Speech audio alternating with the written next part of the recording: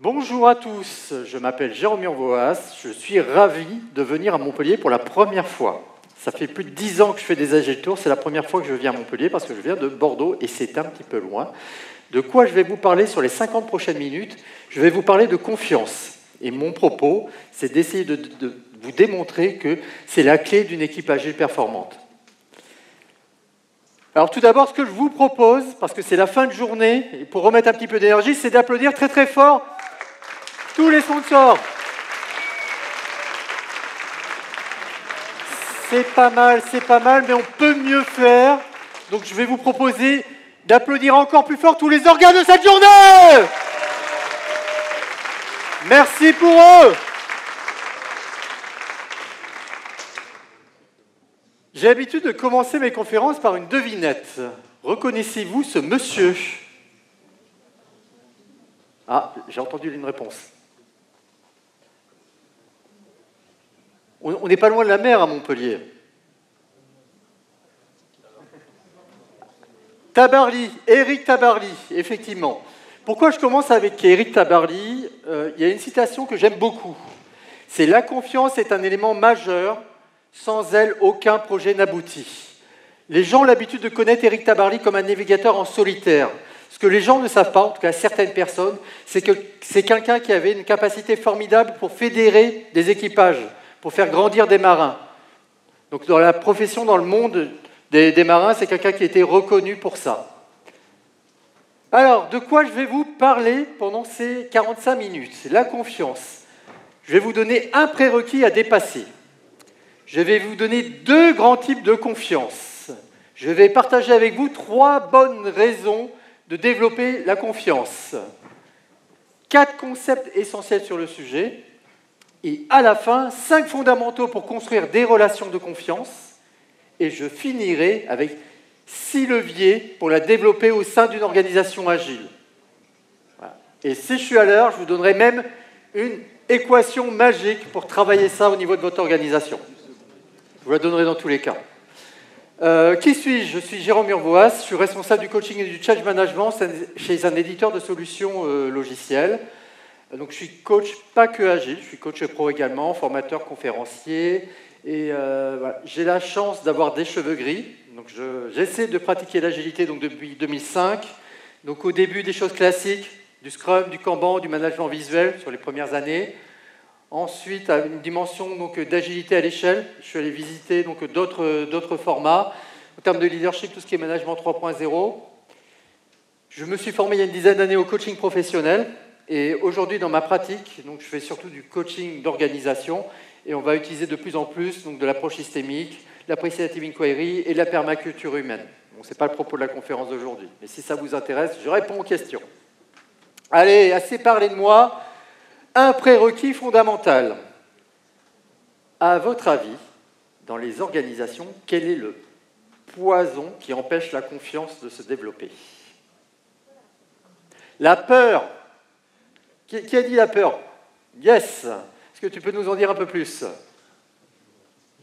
Non. Ouais, ok. Donc oui.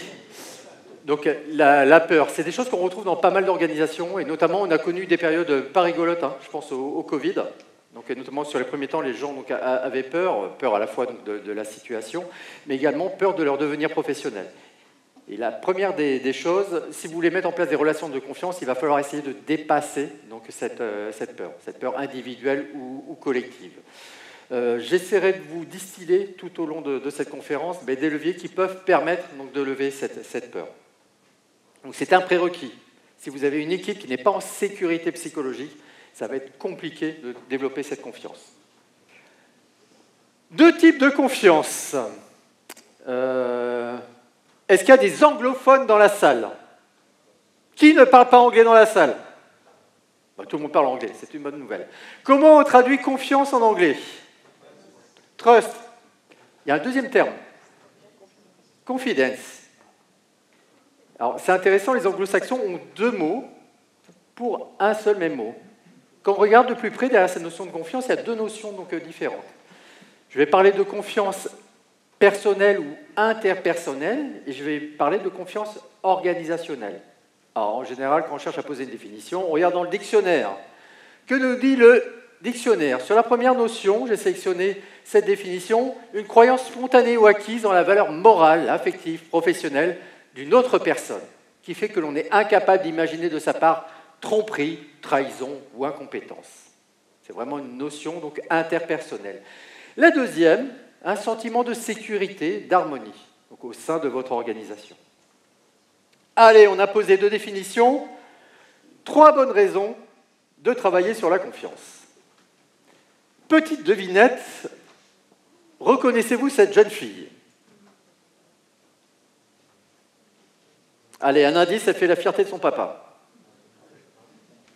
Donc oui, vous ne la connaissez pas, c'est ma fille.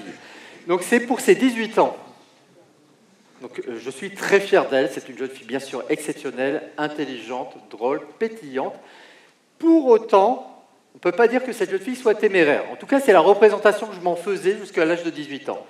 Et donc pour son anniversaire, avec sa maman, on lui a demandé, écoute, ma grande, qu'est-ce que tu voudrais comme cadeau? Nous, on les pousse à avoir des cadeaux plutôt autour d'expériences, donc des voyages, choses comme ça. Donc on dit, tu veux faire un voyage ou quelque chose comme ça? Elle dit, moi, je ne sais pas, je vais réfléchir et je reviens vous voir. Un soir, dans la cuisine, elle arrive et elle nous dit, maman, papa, j'ai réfléchi, je vais faire un saut en parachute. J'aurais jamais imaginé ça de la part de ma fille. Donc, pour mon épouse aussi, ça a été compliqué. Elle est devenue blanche, tu es sûr. Et cette jeune fille qui avait l'air plutôt timorée, donc en termes d'interaction, et en tout cas pas téméraire, a décidé de sauter en parachute. Pourquoi je vous parle de ça? Parce que cette notion de confiance et de confiance en soi, lorsqu'elle est là, lorsqu'elle a été développée, ça permet de progresser, d'avancer, de développer son potentiel. Donc cette notion de confiance, elle est clé à titre individuel. C'est ça qui va permettre de grandir et de se dépasser. Première bonne raison. Alors, nous sommes à Montpellier. Donc, Montpellier est une terre de volley-ball aussi. Bon, désolé. Donc, de volley-ball. Est-ce qu'il y en a qui ont suivi les Jeux Olympiques? Les 2 derniers Jeux Olympiques. Donc, il y a l'équipe de France. Je ne sais pas si vous avez suivi la performance de l'équipe de France. Sur les matchs de préparation, ou les premiers matchs des tournois, à chaque fois, on les voit jouer, on dit « Waouh, ça va être compliqué ». Ils sont capables du meilleur comme du pire. Et à chaque fois, il y a un truc qui est phénoménal pendant le tournoi. Arrivé en quart, demi-finale, ça joue de mieux en mieux.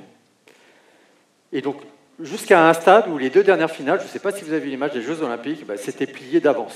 Le match a commencé, on savait qu'on allait gagner. Donc, pour moi, pourquoi?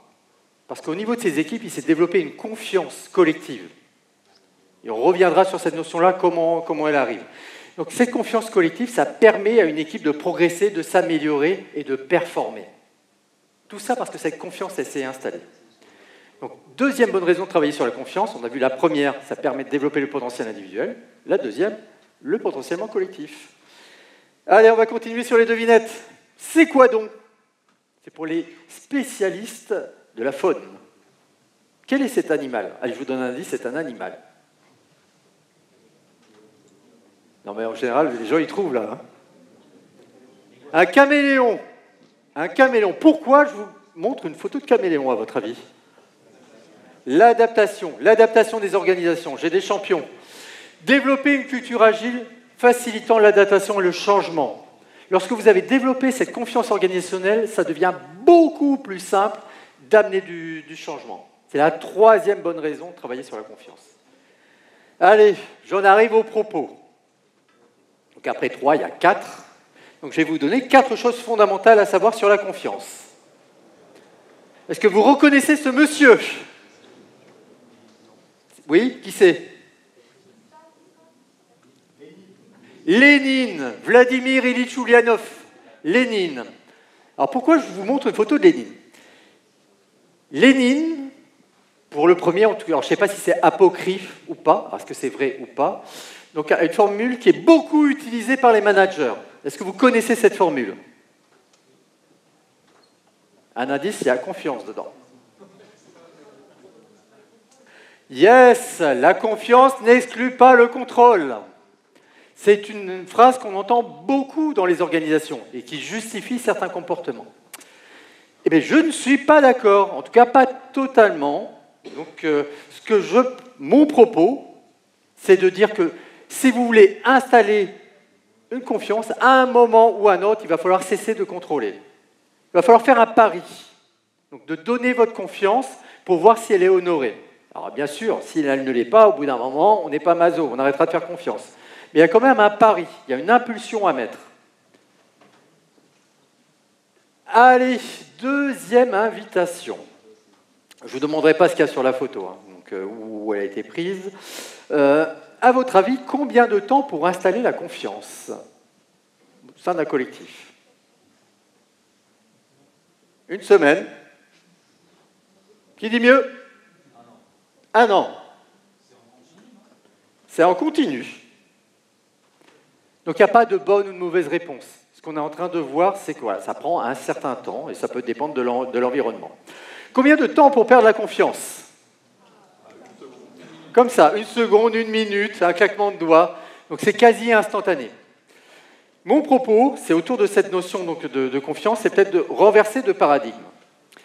Et de se dire, plutôt que d'une histoire de temps, est-ce que ça ne peut pas être une question d'itération? Je m'explique. Si on cherche à construire une relation de confiance avec une personne, il y a un apprentissage à faire ensemble. Ce n'est pas pour rien que dans le monde de l'agilité, on a des itérations.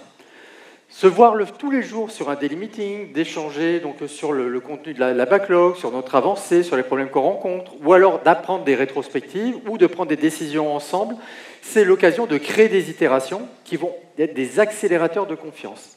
Donc l'invitation, c'est plus considérer ça sous forme de temps, mais sous forme d'itération, et de créer ces itérations, ces points de contact pour accumuler de la confiance ensemble.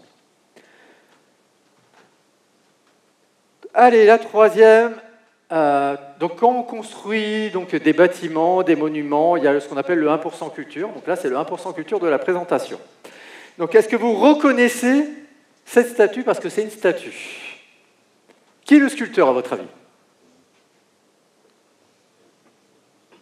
Ouais, vous pouvez jouer, hein. Je ne suis pas allé chercher, il n'y a pas 150 sculpteurs que je connais. Michel-Ange? Non, on n'est pas sur Michel-Ange. Rodin, bien, on peut l'applaudir. Je suis désolé, je n'ai pas de cadeau, autrement je t'en aurais donné. Donc Rodin, est-ce que vous connaissez la statue qui est représentée? Non. Si je vous dis Galatée, ça peut... Il y a des gens qui s'intéressent un petit peu à la mythologie? Non? Allez, c'est pas grave, je vous raconte l'histoire. Donc c'est l'histoire d'un sculpteur qui a décidé de sculpter la plus belle femme du monde. Donc il a sculpté cette statue. Et il a regardé de façon tellement amoureuse que les dieux et les déesses ont eu pitié de lui. Et ont donné vie à Galatée. Donc ça, c'est pour la légende. Est-ce que vous savez comment s'appelait ce sculpteur? Pygmalion. Super. Pourquoi je vous parle de ça? Je vais vous parler de l'importance du regard, de l'effet Pygmalion. Est-ce que vous connaissez l'effet Pygmalion? Je vois des gens qui font oui de la tête. Est-ce que tu veux nous en dire un peu plus sur l'effet Pygmalion? L'effet du regard. Si je vous donne d'où ça sort, c'est une expérience qui a été faite aux États-Unis. Comment s'est passée cette expérience? C'était auprès d'enfants en difficulté. Donc l'expérience qui a été tentée, c'est les dossiers scolaires ont été trafiqués. Les dossiers scolaires qui ont été remis à l'équipe pédagogique en début d'année. Donc de façon totalement aléatoire. Et donc il y a des enfants qui ont été codifiés dans leur dossier comme étant surdoués et d'autres en étant médiocres. Qu'est-ce qu'ils ont constaté à la fin de l'année? Ils ont constaté donc à la fin de l'année que les éléphants... vous répéterez pas mes enfants, hein? Donc les enfants qui étaient codifiés comme étant surdoués ont eu de meilleures notes. Donc comment ça se fait? C'est les professeurs ayant accès au dossier scolaire, regarder ces enfants et se comporter avec eux différemment. Donc, tout ça pour dire que la façon dont vous regardez les personnes, si vous pensez qu'elles sont compétentes et en capacité d'eux, ça va avoir un impact sur leur confiance et sur leur performance. Alors, ce n'est pas quelque chose qui se programme, hein, l'effet Pygmalion. Vous ne pouvez pas vous reprogrammer pour dire « toi, tu es bon, toi, tu... » Non, il n'y a que des gens bons, de toute façon, dans l'effet Pygmalion. Donc, c'est juste porter un regard inconditionnel sur le fait que les gens sont capables d'eux. Ça crée, ça développe la confiance. Allez, le quatrième, Bon, c'est bien gentil ce que je vous dis, donc, notamment cette notion de pari autour de la confiance, cette notion d'itération, mais ce n'est pas magique non plus. La confiance aveugle n'existe pas. Ça va dépendre du contexte. Si je vous donne une autre anecdote familiale, je vous ai parlé de ma grande fille, je vais vous parler du petit dernier. Donc le petit dernier, quand elle avait 5-6 ans, donc papa coach, papa dans l'agilité, donc maman dans le même mood, donc très tôt on essaie d'autonomiser. Donc on lui donnait sa petite pièce pour aller à la boulangerie. Et la boulangerie c'était ok, parce qu'on habite dans une résidence, il y a juste un bois à traverser, et il peut rentrer dans la boulangerie, il n'y a aucune route à traverser. Donc dans ce contexte, on lui fait confiance. Alors, la première fois, on se cache derrière les arbres, hein, on le suit pour voir comment ça se passe, quand elle a 5-6 ans. A contrario, pour aller à l'école, et tant qu'il était à l'école maternelle, il y avait un passage piéton, où les voitures passaient très très vite. Là, on a attendu beaucoup plus de temps, et on a fait un apprentissage progressif pour qu'il puisse traverser la route tout seul. Donc, pourquoi je vous dis ça? Parce que cette notion de confiance aveugle, elle n'existe pas, elle dépend du contexte. Maintenant, vous connaissez 4 choses essentielles sur la confiance. Allez, je vais en arriver au propos. Il y a des exemples peut-être un peu plus concrets et connectés à notre environnement professionnel. Donc, après 4, 5. Donc, 5 fondamentaux pour construire des relations de confiance. Donc, des confiances interpersonnelles. Donc, on est dans une équipe. Ben, on a autant de relations que d'autres individus dans l'équipe. Allez, j'ai assez travaillé. Je vais vous faire un petit exercice pour vous réveiller. Je vous invite à prendre un jeu de clés que vous avez dans votre poche. Clé de maison, clé de voiture. Et vous les secouez très très fort devant vous. Tant qu'il n'y a pas assez de bruit, on continue à jouer. Allez, allez, allez. Je veux que ça sonne. Et je vous ai menti quand j'ai dit qu'il n'y avait pas un cadeau, il n'y avait pas un gagnant, il va avoir un gagnant. Allez, au hasard, ça va être toi la gagnante. On peut l'applaudir. Tu peux te lever et venir sur scène avec moi. Allez.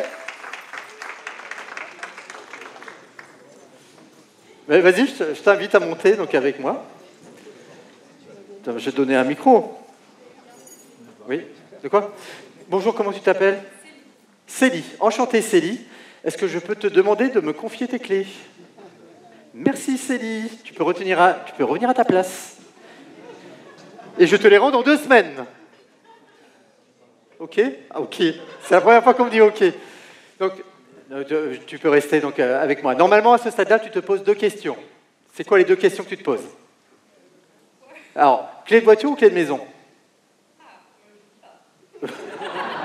Alors, je suis mentaliste. Clé de maison. Ah ouais, non, il n'y a pas le logo Renault, c'est pour ça.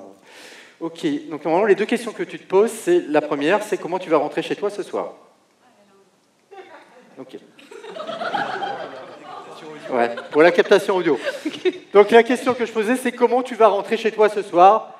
C'est pas grave, donc a priori, tu as quelqu'un qui est un double. Oui. Bon, ok. La deuxième question, c'est celle que tu m'as posée. Pourquoi? Voilà, pourquoi? Quelle est mon intention en te demandant tes clés et en voulant les garder? Donc là, le premier levier, c'est l'intention. C'est partager l'intention. Si vous voulez qu'on vous fasse confiance, commencez par partager vos intentions. Je te rends tes clés et je te remercie d'avoir joué le jeu. On peut l'applaudir très fort.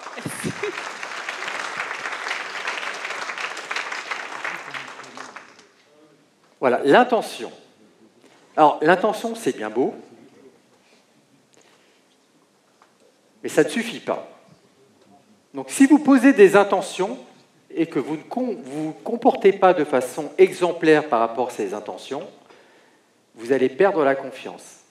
Dans la langue française, il y a une expression qui dit « dire ce que l'on fait et faire ce que l'on dit ». C'est ça qui permet d'accumuler donc de la confiance, de développer ce lien de confiance. Donc il faut que votre comportement soit exemplaire par rapport à vos dires. Deuxième levier. Allez, le troisième. Petite anecdote. Donc ma fille maintenant a 21 ans. La photo elle date d'il y a 18 ans. Donc pour ces 18 ans, on a dit qu'on ferait un voyage donc, au Canada en famille, donc tous les 5, j'ai 3 enfants. Donc on y est allé avec mon épouse. C'est un voyage avec le CE. C'était avantageux d'un point de vue économique. Et on a eu l'occasion de faire une petite balade en hydravion. Donc un hydravion donc sur le Saint-Laurent, 8 places. Le pilote, ma petite famille, donc on était 5, et j'avais un collègue. donc un collègue avec son épouse. Alors, première des choses, mon collègue avait forcé sur la bière canadienne, donc au repas, donc au déjeuner. Donc méchamment éméché. On arrive au bout du ponton, et là, qu'est-ce qu'il fait? Il nous double tous, il dit, le pilote, je veux monter devant. Alors, pourquoi? Parce qu'il était pilote. Donc l'hydravion, il y avait 2 places devant, donc il voulait absolument. Le pilote dit, non, non, c'est pas possible, vous allez monter derrière pour équilibrer l'avion. Et donc c'est ma fille qui s'est retrouvée donc, juste devant sur cette partie-là. Donc on a commencé donc, à décoller, et là j'ai le petit dernier qui me dit, oh, comment ça se passe si jamais le pilote donc, a un problème? Parce que dans l'avion, d'habitude, on a l'habitude d'avoir un pilote et un copilote. Alors je trouvais la question super intéressante, et je me suis posé la question, à qui je ferais confiance pour piloter l'avion? La personne à qui je fais le plus confiance dans la vie, c'est mon épouse. Elle est exemplaire en tout point, elle partage ses intentions, elle se comporte conformément à ses intentions. Mais elle ne sait pas piloter l'avion. Et à côté de ça, il y a mon collègue qui était détestable, éméché, mais qui sait piloter un avion. À votre avis, en qui j'avais confiance pour piloter l'avion en cas de problème? Alors je ne sais pas vous, mais moi c'était mon collègue éméché qui savait piloter des avions. Donc un troisième levier en termes de confiance, c'est à la compétence. Et ça a un impact. Quand vous êtes dans une relation avec une personne dans un champ donc, de compétences, le développement par exemple, pour faire confiance en termes de développement à une personne, il faut que la personne en face de vous soit compétente. Alors, ce n'est pas toujours possible, mais ça veut dire que si vous voulez gagner la confiance de la personne, il va falloir travailler pour développer cette compétence. Allez, donc 3 leviers. Donc, le premier qui était poser l'intention, le deuxième se comporter de façon conforme, d'être exemplaire, le troisième développer un champ de compétences dans le domaine recherché, de confiance. Le quatrième, c'est les succès. Si vous travaillez ensemble, que vous êtes compétents en termes d'intention, c'est super, exemplarité, ça marche, mais que vous travaillez ensemble et que vous allez d'échec en échec. À votre avis, qu'est-ce qui va se passer? Est-ce que vous allez continuer à avoir une relation de confiance? Non, au bout d'un moment, il va y avoir une usure. Alors, soit vous pouvez penser que la personne à côté de vous ou vous-même avez la shkumun, mais plus globalement, cette notion de succès va avoir un impact et va détruire cette relation de confiance. Ça, c'est le quatrième levier. Et le dernier, il est contre-intuitif en entreprise. C'est d'afficher sa vulnérabilité. Je ne sais pas vous, mais moi, quelqu'un donc dans l'équipe qui me dit à chaque fois « je sais faire », quoi que je lui demande, ça me fait peur. Je me suis dit que cette personne n'a pas de limite. Et que, de toute façon, elle sait toujours faire. Il y a forcément un jour où elle ne saura pas faire. Et elle ne saura pas le dire. Je suis plus rassuré par quelqu'un qui va afficher ses propres limites, et à la rigueur même qui va demander de l'aide quand c'est nécessaire, que quelqu'un qui va toujours vouloir y aller tout seul. Et en plus, le petit bonus, c'est qu'en général, les gens sont ravis de vous aider. Ils ne demandent pas mieux quand vous demandez donc de l'aide au niveau d'une équipe. Ça aussi, c'est de nature à renforcer la confiance. Donc, construire la confiance d'un point de vue interpersonnel, poser ses intentions, se comporter de façon exemplaire par rapport à ces mêmes intentions, développer un champ de compétences dans le domaine où on souhaite avoir une confiance, être dans une dynamique de succès, ça veut dire, en agilité, on a ça aussi. Si on va viser des petits incréments. C'est pour ça qu'on essaie d'avoir des incréments qui sont raisonnables. Et le dernier, c'est faire preuve de vulnérabilité, d'honnêteté, de transparence, de dire « je ne sais pas faire ». Allez, on va rentrer donc, dans le champ des organisations agiles. Donc, après 5, il y a 6. Donc, 6 leviers pour développer une confiance organisationnelle. Le premier, c'est le cadre. Avoir une règle du jeu partagée. Quand la règle du jeu est claire, qu'on sait comment fonctionne l'équipe, c'est beaucoup plus simple de se faire confiance. Il n'y a pas de surprise. Et donc, dans l'agilité, on a Scrum. Scrum, c'est un cadre de travail. Il est simple, il est clair. Ça permet d'évoluer. Je sais que telle responsabilité, elle est chez le Scrum Master, chez le Product Owner. Si j'ai un problème, je sais que je peux l'évoquer sur tel ou tel rituel. Alors, ça peut être du Scrum, ça peut être un framework maison, dont inspiré de Spotify, que vous avez construit vous-même. Ça peut être du Kanban. Kanban, c'est un système d'action, mais il y a des règles qui sont très claires en termes d'utilisation. Ça se voit. Même Safe. Alors, je ne suis pas fan de Safe, mais Safe propose un cadre de travail. Alors peut-être un poil complexe, mais voilà, si vous pouvez trouver la réponse donc, dans la notice Safe. qui est important, c'est que cette notion de cadre, les gens se la soient appropriée. Donc moi, je milite pour co-construire ces cadres-là, ou en tout cas les visiter, donc échanger autour de ces cadres. Est-ce que c'est clair? Est-ce qu'il y a des objections? Là, je vous ai mis des exemples de choses qu'on expérimente depuis une dizaine d'années. Quand on démarre une équipe ou un projet qui est clé, on essaie de réunir tout le monde sur plusieurs jours. Et on va faire ce qu'on appelle un cadrage 360 ou un Agile Fast Scoping. Et ensemble, on va revoir ces 9 éléments. Donc on va partager les enjeux, le contexte, le périmètre, les architectures applicatives, techniques, le périmètre à développer, les risques et les contre-mesures. Ça, c'est super. Les gens vont s'exprimer sur qu'est-ce qui pourrait, pour eux, faire planter le projet. Et donc, on en arrive à aborder, donc, à clarifier donc, un mode de fonctionnement. Et en général, on finit par un temps autour de tout ce qui est rôle et responsabilité, autour de la gouvernance qu'on souhaite mettre en place. La notion qui est importante derrière, c'est de construire ensemble. Là, je vous ai mis un autre exemple. Donc, lorsqu'on a lancé une équipe architecture transverse, on a construit également donc, le mode de fonctionnement de l'équipe ensemble. C'est sur une session sur un jour, j'étais avec eux, on a capturé donc, ça. Ce cadre, il a été co-construit. Donc des règles qui sont claires et où chacun a participé. Donc le cadre. Ensuite, objectif. Donc objectif, c'est d'avoir des objectifs clairs. Donc qu'est-ce qu'on cherche à viser? Et là, on en a plein dans le monde de l'agilité. On va retrouver donc, la notion donc, de definition of done au niveau de notre user story. On va retrouver la notion de sprint goal également, et même un product goal. Donc si vous regardez le Scrum Guide a évolué tout au long des années pour introduire progressivement ces 3 notions. Ça permet de focaliser l'équipe sur le résultat. Et quand on comprend mieux où est-ce qu'on doit aller donc en termes de résultats, en termes d'objectifs, là aussi c'est de nature à développer une confiance organisationnelle. Les OKR. Les OKR, vous allez retrouver effectivement une notion d'objectif et des key résultats associés. Et après, si on regarde également un autre socle, au niveau Accelerate, donc à Accelerate, vous avez 4 mesures donc, clés qui sont de nature à clarifier la situation et à focaliser l'équipe dessus. La notion de lead time, de deployment frequency, de mean time to restore et de change fail percentage. C'est 4 mesures complémentaires et ça permet d'aligner l'ensemble de l'équipe dessus et de développer la confiance. Allez, donc on a vu cette notion donc, de cadre, d'objectif. J'en viens à la notion de reconnaissance. La reconnaissance, c'est clé si vous voulez bâtir des relations de confiance, une culture où tout le monde se sent bien. Donc la reconnaissance, ça commence par des feedbacks. C'est pourquoi je suis en confiance? Parce que quand c'est bien, on me le dit, je sais que je vais dans la bonne direction, et quand je vais dans la mauvaise direction, on me le dit aussi. J'ai un feedback d'amélioration, tu devrais rectifier.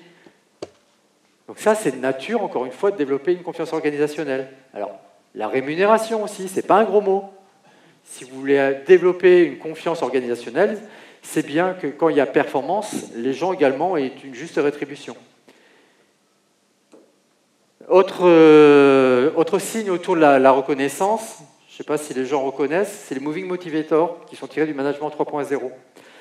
Donc derrière, il y a des besoins donc individuels. Chaque personne peut avoir des besoins individuels et ça varie dans le temps. Donc avoir un management ou un Scrum Master donc, formé à déceler quels sont les besoins des collaborateurs, et chaque besoin est singulier, et les reconnaître au sein du collectif, c'est de nature à donner des signes de reconnaissance. Comment travailler ça? Il y a quelques années, j'aurais pu l'actualiser. Donc ça, c'est une charte de management qu'on a fait il y a une dizaine d'années. On a refait l'exercice, ça c'était côté R&D.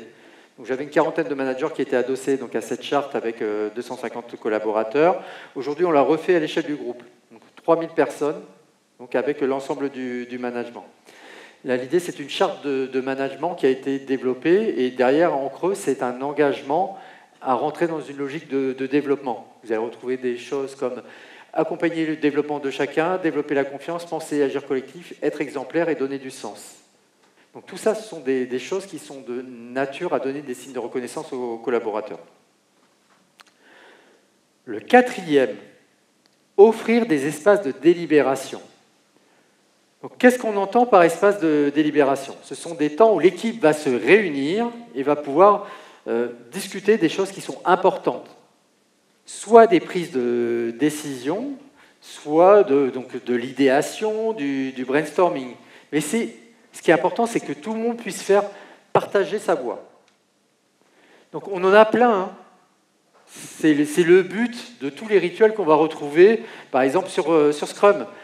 Donc le daily meeting, c'est l'occasion de soulever les problèmes que l'on a, et également ensemble de pouvoir s'entraider, de se donner des solutions. Les sprint planning, on va s'engager ensemble sur le contenu de sprint. Les sprint review, c'est l'occasion de se faire des feedbacks sur ce qui a été développé et qui est probant, qui apporte de la valeur, et à contrario, quand ça ne l'est pas, pouvoir se le dire.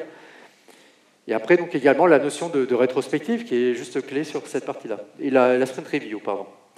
Donc, tous les cérémonies Scrum sont autant de rituels qui permettent d'avoir ces temps-là.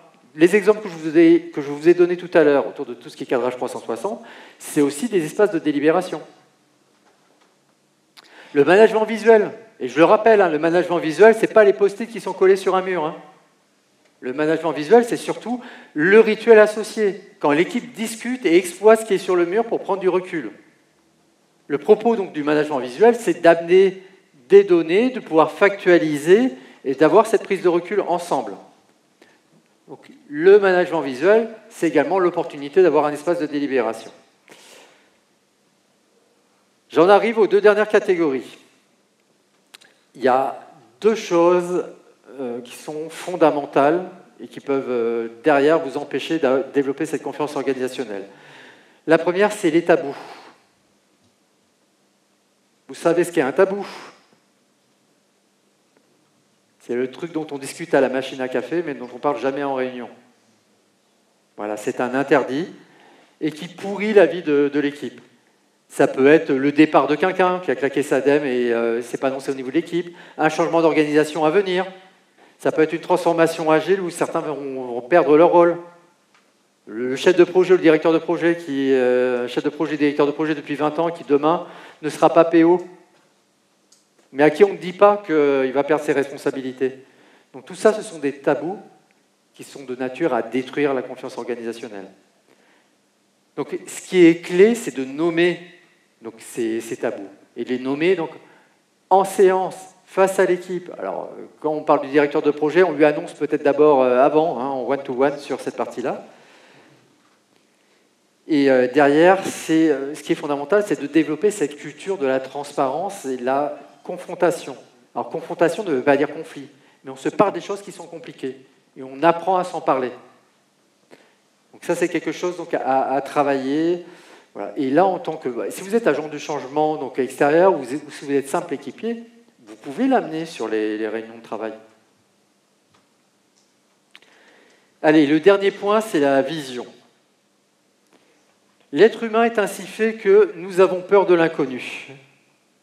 Donc faire un travail collectif sur la vision, c'est-à-dire ensemble se projeter dans le futur en tant que nouvelle équipe agile ou en tant que nouvel incrément en produit, c'est important d'avoir ce temps d'échange ensemble. Alors, l'exercice de vision, souvent, dans pas mal d'organisations, c'est quelque chose qui est pensé d'un point de vue stratégique et qui ensuite est donné aux collaborateurs. Vous avez la vision, suivez-la. Ça ne marche pas. Ce qui est important, encore une fois, c'est d'avoir une appropriation de cette vision. Donc, comment on fait ça? Alors, idéalement, vous construisez la vision donc, ensemble. Quand vous en héritez donc, de la direction, ce qui est important, c'est d'avoir un espace de délibération, ce que l'on a vu ensemble, et de demander aux gens, dans ce futur, dans cette vision, qu'est-ce qui serait important pour vous? Et que les gens puissent faire valoir leur petit bout de vision individuelle dans cette vision collective. Je prends un exemple.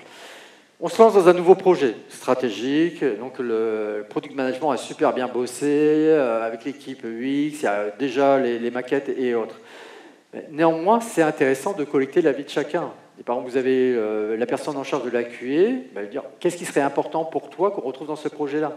Elle va faire valoir ses critères de qualité.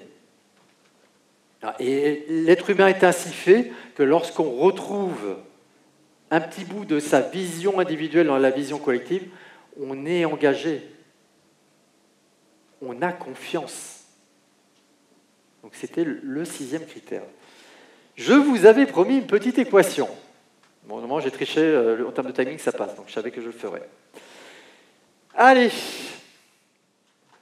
Donc, ouais, bon, vision, si je décline, c'est vrai pour la vision produit et c'est vrai pour une raison d'être d'une équipe. Pourquoi on fait des raisons d'être de l'équipe ou des chartes d'équipe? C'est justement pour définir les contours, les modes de fonctionnement du collectif. Donc, en synthèse, on a 6 leviers pour bâtir une confiance organisationnelle. Donc, avoir un cadre, des règles, un cadre partagé, des règles du jeu, des objectifs qui soient clairs, on se donne des signes de reconnaissance, on crée des espaces de délibération, on va retrouver cette notion de vision partagée et co-construite, et surtout, on va bannir les tabous. Vous avez promis le bonus. Le bonus, c'est une petite équation. C'est pour les matheux. Donc, on va parler de confiance organisationnelle. Donc, en numérateur, 4 notions. Le cadre, l'objectif, reconnaissance, délibération. Donc, on va mettre une note de 1 à 10. Si les règles du jeu sont très claires, en termes de cadre, on aura 10. Si jamais elles ne sont pas claires du tout, on aura 1, voire 0. Objectif très clair et sans interprétation possible, on va avoir 10. Pas d'objectif, pareil, 0 ou 1.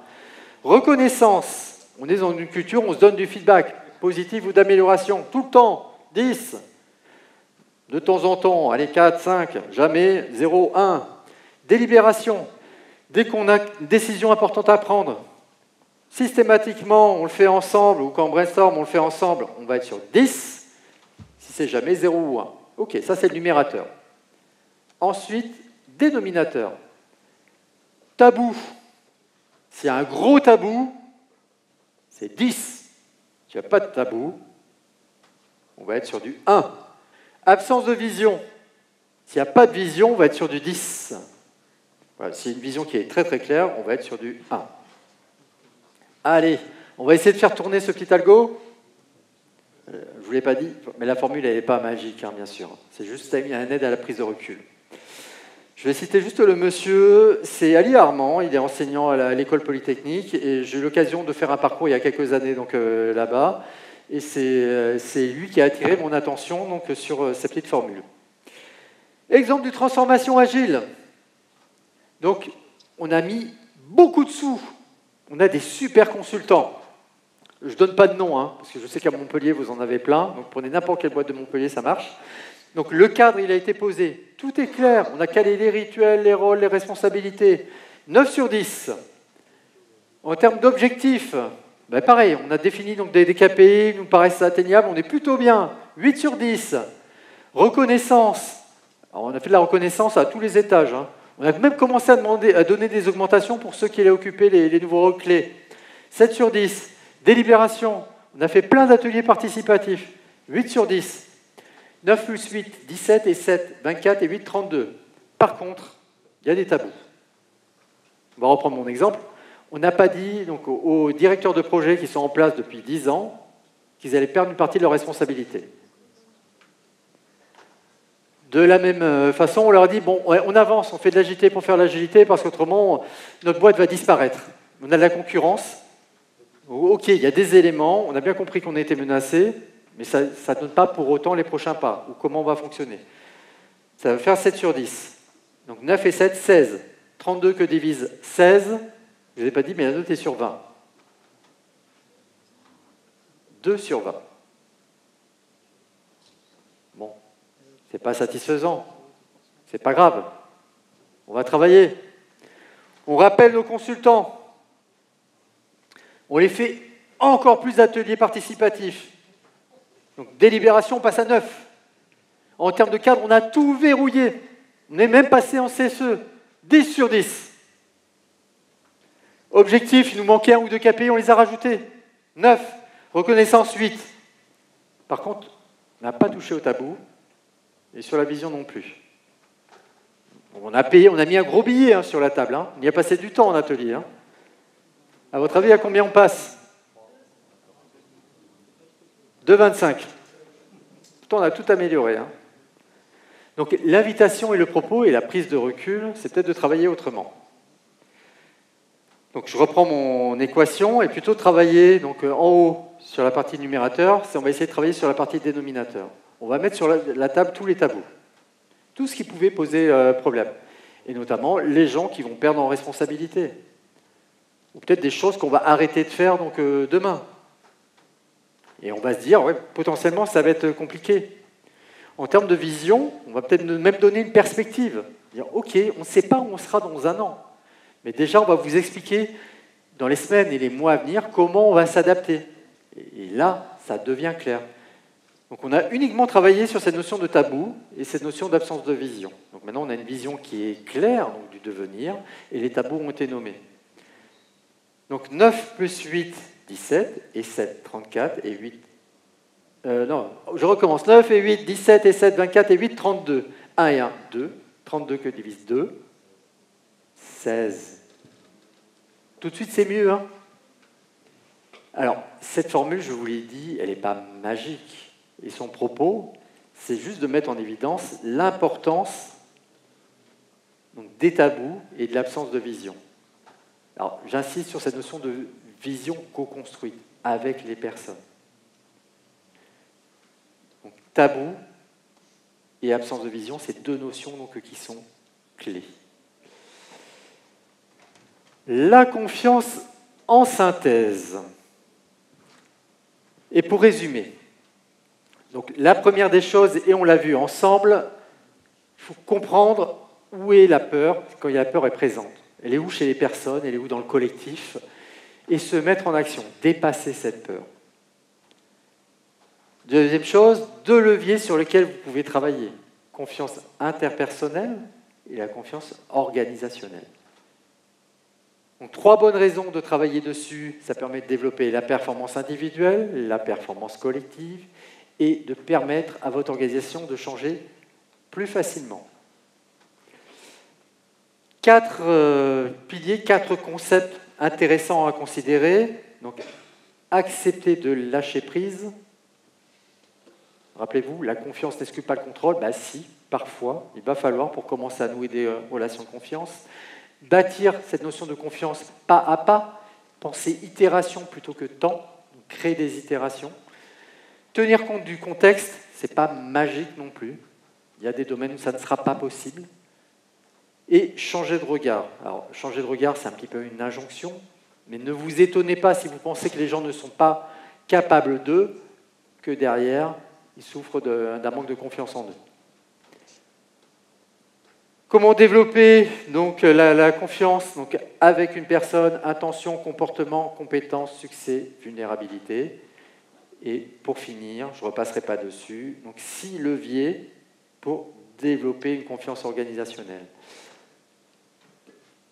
La petite biblio qui va bien, pour ceux qui lisent, c'est des éléments dans lesquels je suis allé chercher des ressources.